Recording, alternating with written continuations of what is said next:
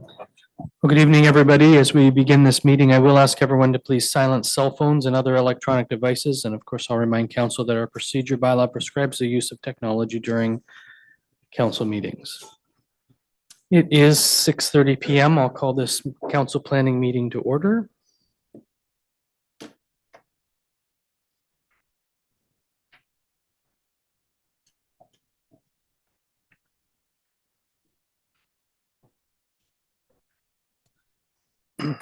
And I'll begin with this traditional land acknowledgement. We acknowledge that this meeting is taking place on the traditional territory of the Mississauga and Anishinaabe now of Alderville. We honor their deep-rooted connections to this land and recognize the historical significance of their contributions to our community. As we engage in discussions about land use, affordable housing, and strategic planning, I've obviously pulled this from another meeting. About land use planning, we commit to respecting the rights and perspectives of Indigenous peoples. We strive to work collaboratively towards solutions that benefit our community while recognizing and valuing the cultural heritage and ongoing relationships of Indigenous nations with this land. Let us work together towards a future that promotes equity, sustainability, and justice for everyone. I have a motion moved by Councillor McCausland, seconded by Councillor Wheeldon. The council approved the April 14th, 2025 planning meeting agenda as presented. Is there any discussion? Those in favor? Being none opposed, that motion is carried.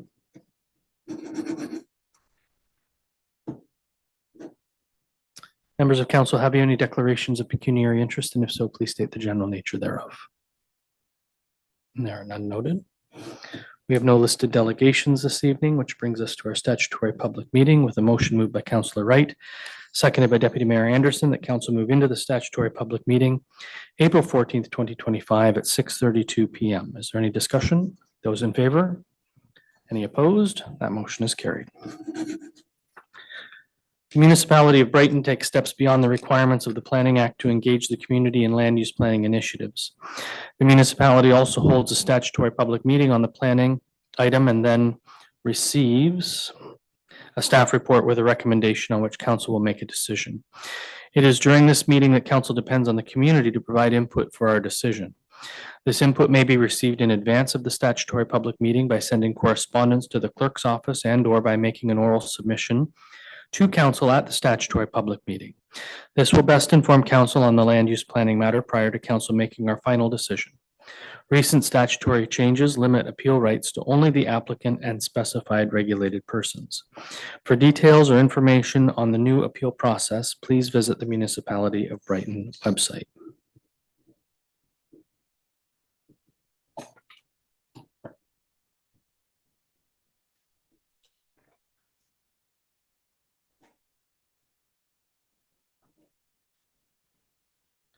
The only item in our statutory public meeting this evening is with regard to official plan amendment 01-2025 and zoning bylaw amendment Z01-2025. The subject land is 21 Meade Street. The applicants are Carriere and Somariba.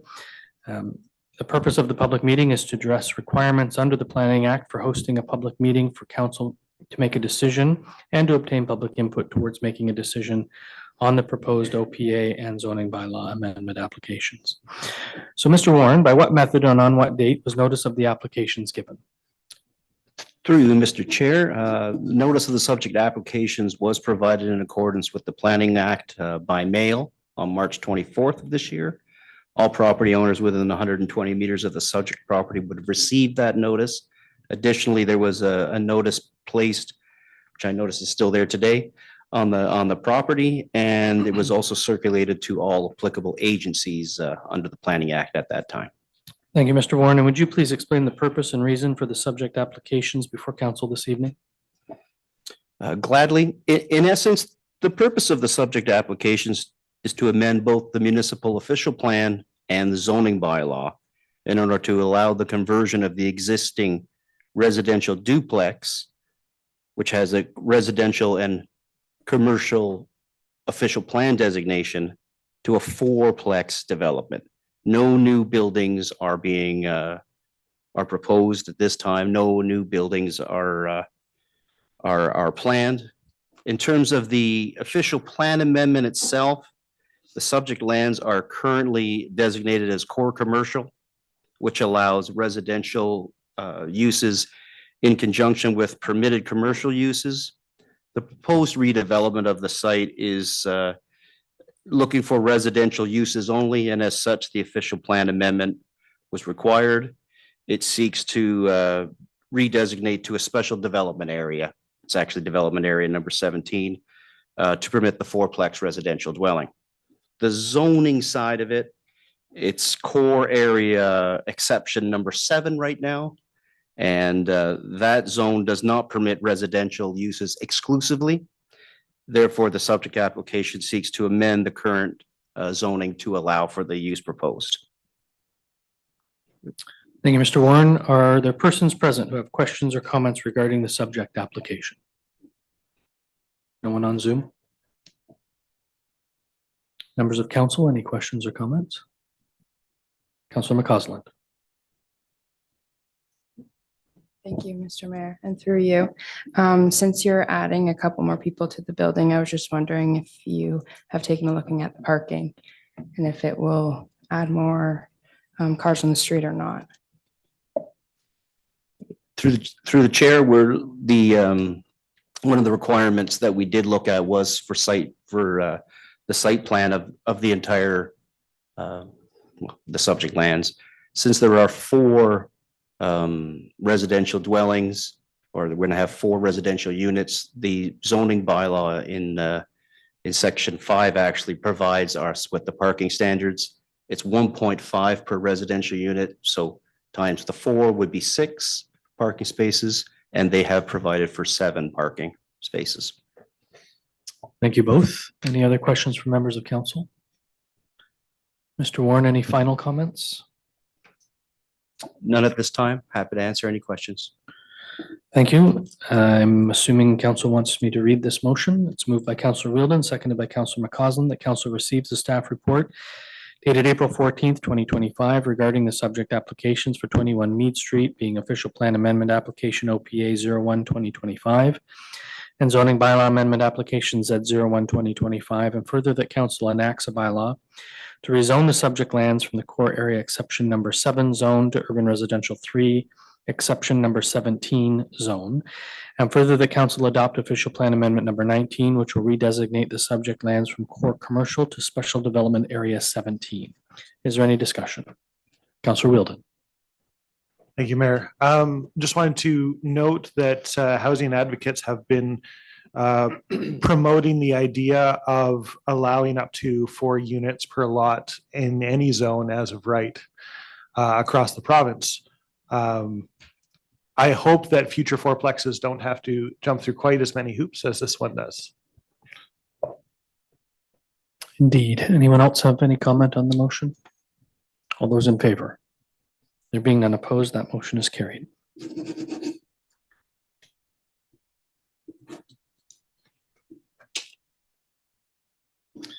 I have a motion moved by Councilor Rowley, seconded by Deputy Mayor Anderson, that council move out of the statutory public meeting April 14th, 2025 at 6:38 p.m. Is there any discussion?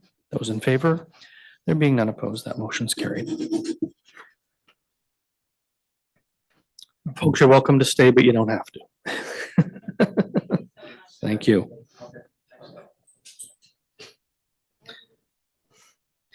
That brings us into planning and development reports. The first report is a sign control bylaw. And bylaw enforcement officer McGee, we've read your report. Do you have anything to add or highlight, sir? Through you, Mayor, not at this time. The motion is moved by Councilor McCausland, seconded by Councilor Butwell, that council receives the staff report regarding a sign control bylaw dated April 14th, 2025. And further, that council approves the passing of the attached bylaw to regulate and control signs within the municipality of Brighton. Is there any discussion? Councilor Butwell. Thank you, Mr. Mayor, and through you to Mr. McGee. More of a comment. There's a portion on real estate signs, and it says that they must be removed within 7 days of completion. That actually puts that sign on that lawn for months in some cases. And it would be nice if it could be hemmed in to when it goes firm, because a closing date could be 120 days away. And that becomes a real eyesore to the rest of the neighborhood. where a firm date is when there's actually like a deal in place. I don't think that I picked that up last time, but I was just wondering if my colleagues would be interested in amending that back. Do you have any comment, Mr. McGee? Your microphone, Mr. McGee.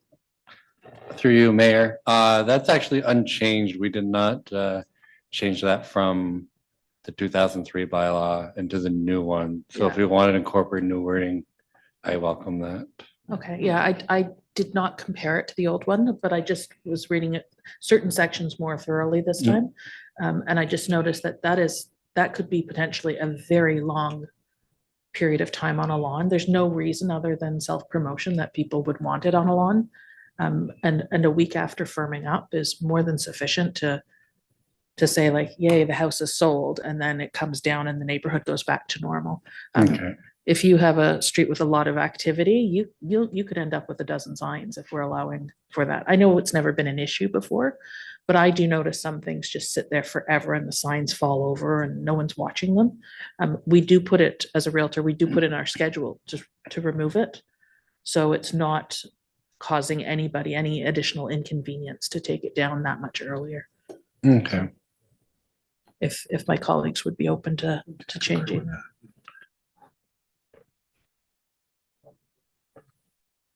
What would the recommended timeline be then?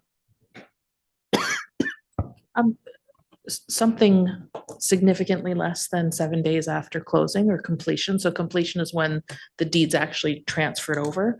So when old person is out, new person is in. But that is this floating day in time. We could have something 6 months down the road that it closes. So I would recommend within 7 days of, pardon me? Or I would say 7 days from firm. Because that is when you have a meeting of the minds, it's firm, it's carved in stone at that point, and that's when the sold sign goes up, or the sold topper. So that sold sign should be up no more than 7 days, but somebody might move to get around that by just not putting the sold sign up. So from an enforcement perspective, I know you had your hand up, I'll come to you. From an enforcement perspective, how would the municipality and our agents know when that offer is firm? I suppose that would be a complaint-driven thing or a self-report item. It would have to be self-reported, because who's going to complain? Could be a neighbor. The seller? Would they know? The seller's probably not aware of our bylaw at all, Right. currently. CAO. Thank you, Mr. Mayor. That was actually my comment, is just on our enforcement. So certainly when the deal is complete, we do get that paperwork that comes in to let us know that we're changing ownership. If you were open to it, I might suggest more that we do 7 days with the sold. I appreciate they might wait a day or two, but most agents want to put that sold sign on and let people know that it's gone. But it would be difficult for us to police the firming up. And I'm just worried that if people sort of got a sense of that we would have a tough time with compliance. Okay. I know that there's nobody here from finance, because I'm assuming that document comes through finance. Through the tax department, yeah. Through the tax department. Does that come through with the lawyer paperwork 2 weeks ahead? Do we know that, or is it as soon as the deal goes firm, the lawyer submits it? I think the latter. You don't always receive it? Madam Clerk. No, typically they get like a supplementary listing, and that doesn't come like right away. Sometimes it can come a month or later. Yeah. Okay. Well, it would just be, I would like to see it not so open-ended, because it essentially ends up being open-ended. And I like our streets and our communities to not have signage up all the time. But if it's a logistical issue, I suppose I will defer to the people who have to do the work itself. Right now, it's 120 days from close. Is that what it says in No, the? it says 7 days from 7 days. completion, which is when it closes. So when new people start paying taxes. I mean, we could, 2 weeks, it's anywhere between 2 weeks and you can do it years down the road, but most are within 90 days. Right. So you could have a sign up for 3 months sitting there. Well, I guess one hopes that the real estate agent needs the sign somewhere else. You would think. Yes. Or the longer they leave it, the more they'd like more business. I mean, we could do like 24 hours from completion, and that, that reduces it those 3 or 4 days, but, or Yeah, I- 5 days, but 6 days, but then Yeah. it still I- becomes an enforcement thing, right? It just was the timeline that I thought was just very long when we were looking at trying to control the signage more and more. So if it, Director Walsh. Through you, Mayor, I concur with the intent and direction here. It's not uncommon to hear people saying, why is that sign still up? Not that it's a large annoyance necessarily either, but I think we have something to work with if we say 7 days past the sold placard on the sign. Most places, I think, most agents want to have that sold on there as a bit of a badge of honor. And if we do get a complaint, there are means of looking up those things, whether or not they're sold. And there can be very long leading completion times, as you say. So I think we can work with that wording. So will we make that change this evening, or will we bring the bylaw back? Or I guess we could pass the motion for the bylaw as amended. Fair enough. Does that work for everyone? that works fine for me. I would defer to however you think it is best applied to your wording.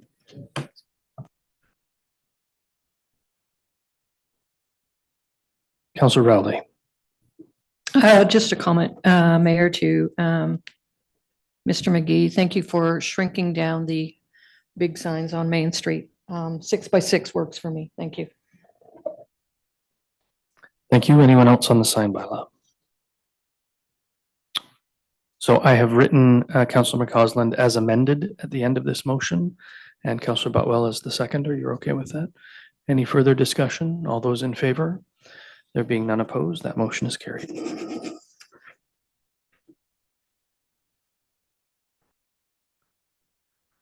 Next report is new provisions for control of mold, amendment to property standards bylaw. Who's taking this one? Mr. Director Walsh? I note that the report was prepared by Bylaw Enforcement Officer Shepherd, not here this evening. So Director Walsh, please, do you have anything to add or highlight on this? Nothing further to add, Mayor. Samantha Shepherd is ill today, otherwise she would have been here to speak to it.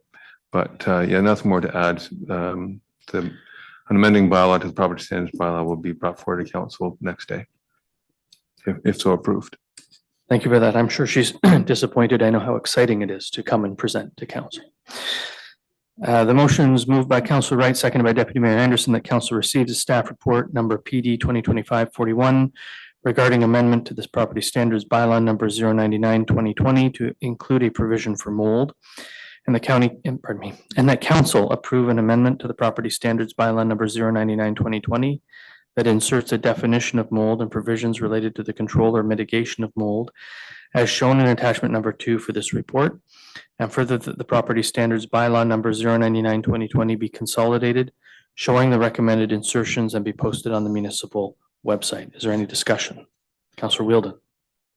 Thank you, Mayor.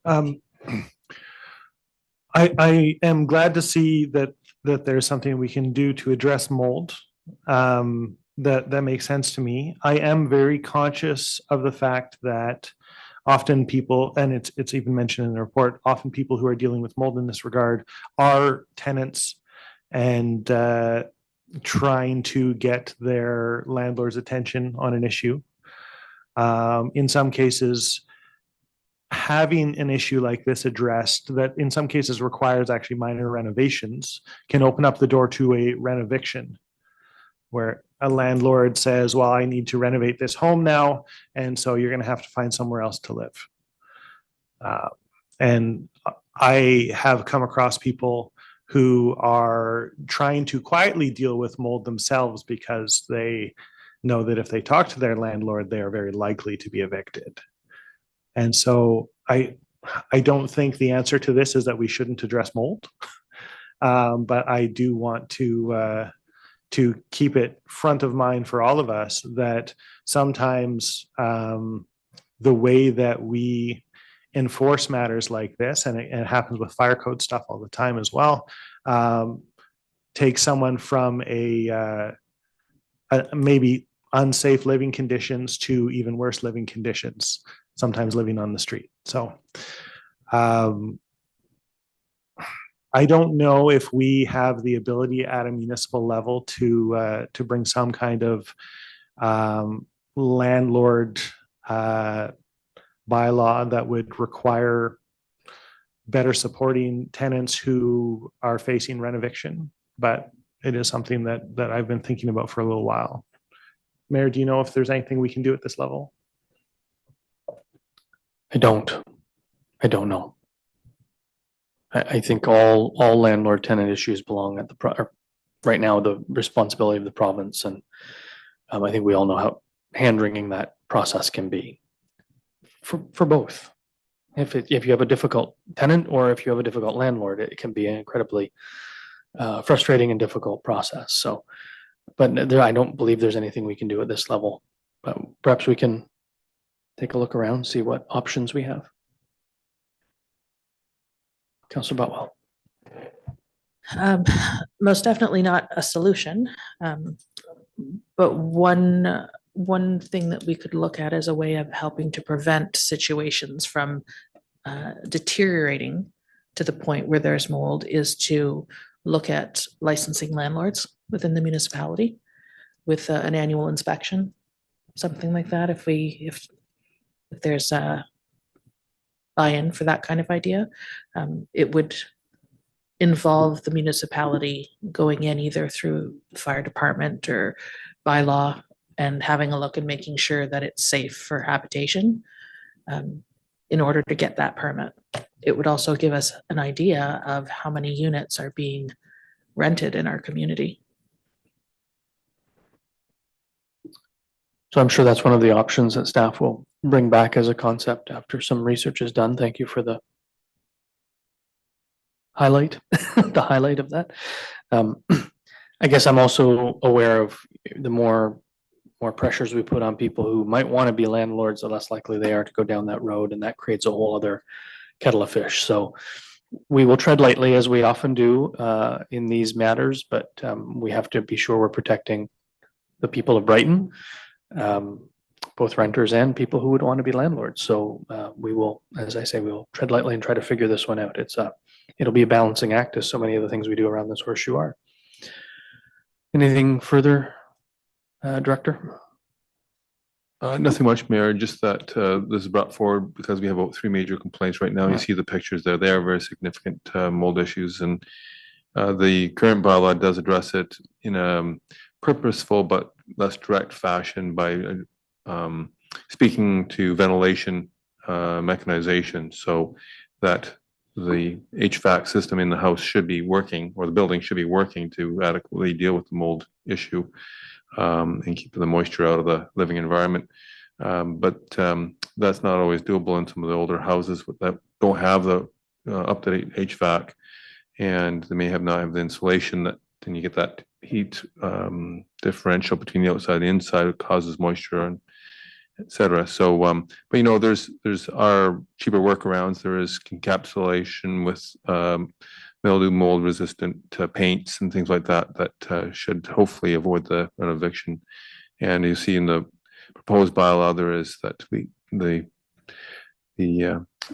defense officer can ask for an engineer's report for solutions, and in which case we can begin looking at solutions that won't have that risk of rent eviction. So we have some flexibility there. Thank you for that. Councillor Wright. Through you, Mr. Mayor, to Mr. Walsh, is there any, I'm looking at the recommended mold provisions to be inserted. And aside from having, an examination by a professional engineer, is there any kind of slap on the wrist monetary penalty for landlords who, are maybe being difficult and hiding and not fixing up these problems? Could that be imposed? Director. Through the Mayor, that's a good question. Yes, we have administrative monetary penalties activated to the various sections of the property standards bylaw. We haven't included a provision in this particular section that we're now adding, but we do need to bring forward the administrative monetary penalty bylaw in general for a few revisions. Just discuss that today, in fact. So I'm going to make a note to have an AMP, as we call it, made applicable to the mold issue. And if there's orders being given and there's no follow-up, then that's when we trigger the AMP. Thank you. Thank you for that, Councillor Rowley. Thank you, Mayor. I was just thinking when Director Walsh brought up the idea about tenants and inspections and things. Is that something that might fall under our building inspector, as you know, we're kind of encouraging folks to add rental places to their, is that something that could be looked at that time as well? Or is that something that's part of a building permit or a building inspection? Director? So when someone wants to convert a building into multiple residential units, say add a third or fourth unit, as we heard tonight, to the building, they do need a building permit. And they need to adhere to all the building code. There is some grandfather provisions, but HVAC and plumbing don't, well, HVAC does have some grandfathering in it, but plumbing doesn't, for example. But generally when they're doing a full renovation, they have to meet the whole full residential code, in which case, yes, is the answer to your question, that a lot of those issues will be addressed, but of course it varies with the building. Thank you for that, Councillor Wheeldon. I did want to mention that when it comes to minor renovations that can help protect someone from eviction, Habitat for Humanity specializes in that. They have programs that will, the people will just come out and do the work. Now, I mentioned that to our deputy fire chief with regard to fire inspections, and he said that for liability reasons, they never recommend any program or contractor or anything else. But Habitat is a pretty established institution, and they do. They're really because it's so expensive to build housing. They're really pivoting at this point to emphasize trying to maintain existing rental housing stock by preventing it from being torn down or converted into ownership stock. So that's an excellent program, and so if it's applicable or appropriate for municipal staff to contact Habitat for things like that, I think that could be really useful. Thank you for that. Anyone else? All those in favor? There being none opposed, that motion's carried. And thank you, staff, for bringing this forward. I have seen those pictures before. I think they were probably sent to me as well. So appreciate that we're acting on it beyond saying, sorry, it's not in our bylaw, we can't help you. Appreciate that very much. And we move into items for information purposes. This is a notice of adoption of Northumberland County Official Plan Amendment number 2. Motion is moved by Councillor Wright, seconded by Deputy Mayor Anderson, that Council receive the notice of adoption Northumberland County Official Plan Amendment number 2 as information. Sir, are there any questions or comments? Councillor Rowley. Thank you, Mayor. I was a little nervous before I started reading this, wondering where Codrington would fit into this amendment, and I see at this stage it's going to be considered at some other point. So in order to carry that message to my friends in the rural area, do you know when that might be coming back to the planning, any planning meeting at County Council? I do not. That discussion was had in terms of it's not on here, when will it be coming forward? I wasn't given a firm timeline for that. There was a question about, we're not sure how to deal with it. So we're going to carry on and see where it goes. And I don't know what the recommendation will be at the end of it all, or what County Council will say about it. Yeah, may I ask you a little bit more then? Is there still opportunity then to petition County Council as far as like I said, our friends in the rural area as far as, I would suggest that that's going to happen. They should do it as we get closer to actually dealing with the item at county council so that it doesn't become just something that's happening in the background, but Okay. yes. okay, The answer is yes, of course. right, okay, so maybe you can just keep me apprised of that so I can, I will keep you and other interested parties apprised. that's right. So we can come carrying flags one more time. No flags are necessary, but thank you. And they're not welcome in the county council chambers. The clerk will remind me of that, I can assure you. Any further discussion on the item for information purposes? All those in favor? There being none opposed, that motion's carried. We have nothing listed under unfinished business, which brings us to bylaws. The first is a bylaw with regard to zone R317, 21 Meade Street. It's moved by Councillor Wheeldon, seconded by Councillor McCausland. The council gives a bylaw its first, second, and third reading and finally passes on this date, being a bylaw under the provisions of Section 34 of the Planning Act, RSO 1990, to amend bylaw 140, 2002 as otherwise amended of the Corporation of the Municipality of Brighton as it applies to the lands located at 21 Meade Street, legally described as part lot 5 to 6, Plan 53, Brighton, Municipality of Brighton. Is there any discussion? All in favor? Being none opposed, that motion's carried. And a bylaw with regard to official plan amendment number 19 is moved by Councillor Rowley, seconded by Deputy Mayor Anderson, that council gives a bylaw its first, second, and third reading and finally passes on this date, being a bylaw to adopt amendment number 19 to the official plan of the Corporation of the Municipality of Brighton. Is there any discussion? All in favor? There being none opposed, that motion's carried.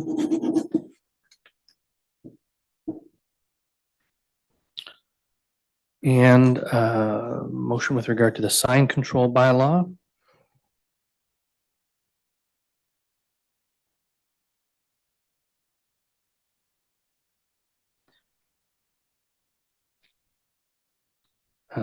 Somewhere in here, we should say something about it being amended.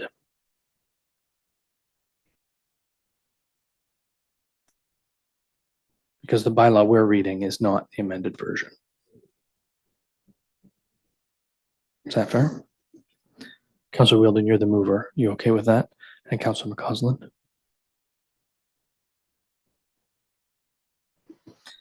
So it's moved by Councillor Wheeldon, seconded by Councillor McCausland, that council gives a bylaw its first, second, and third reading and finally passes on this date as amended, being a bylaw to regulate signs and other murals, advertising displays, and devices within the municipality of Brighton. Is there any discussion? All those in favor? There being none opposed, that motion's carried. That brings us to question period. Are there any questions from the member in the gallery? None. And again, there's no one on Zoom for that purpose. We have no closed session this evening, which brings us to our confirmatory bylaw.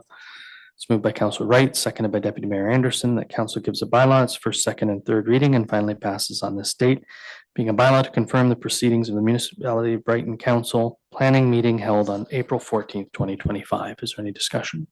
All in favor? Motion's carried. And a motion moved by Councillor McCausland, seconded by Councillor Wheeldon, that the April 14th, 2025 planning meeting adjourn at 7:03 p.m. Is there any discussion? All in favor? There being none opposed, that motion's carried, and may God save the king.